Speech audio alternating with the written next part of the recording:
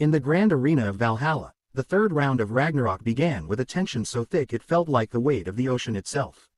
On one side stood Poseidon, the god of the seas, a deity so perfect and so arrogant that he refused to even look at his opponent.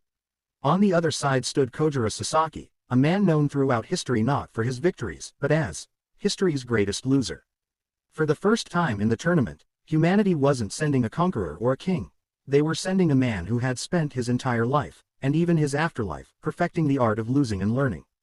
As the match began, the arena fell into a haunting silence.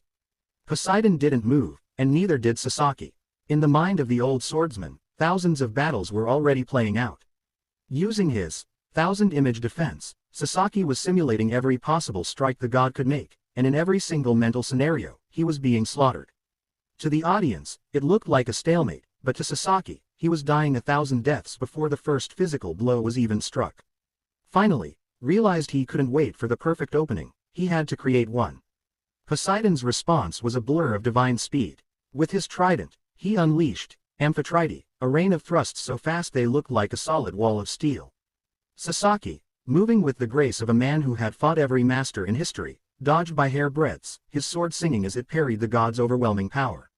But Poseidon was barely trying. As the god began to whistle a chilling, melodic tune, the speed of his attacks increased until the arena was filled with 40-day flood, a dome of afterimages that trapped Sasaki in a literal sea of divine wrath. The turning point came when Sasaki's sword, the Manahoshizou, was shattered. For any other warrior, this would be the end, but for the man who grew through defeat, it was a new beginning. His Valand, the Valkyrie wrist, possessed a twin soul.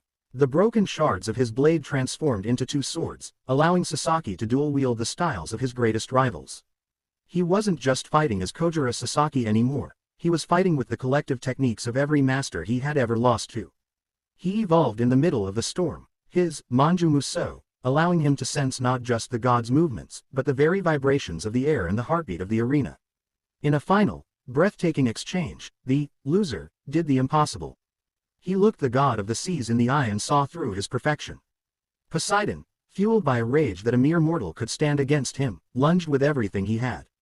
But Sasaki had already lived this moment in his mind 10,000 times. He parried the trident, stepped into the god's blind spot, and with a series of lightning-fast strikes, he did the unthinkable. He dismembered the god of the seas before delivering a final, cross-shaped slash through Poseidon's chest. As Poseidon faded into dust, the arena fell silent once more, before erupting in a roar that shook the heavens. Humanity had finally taken its first win, proving that a man who never stops learning is more powerful than a god who refuses to change.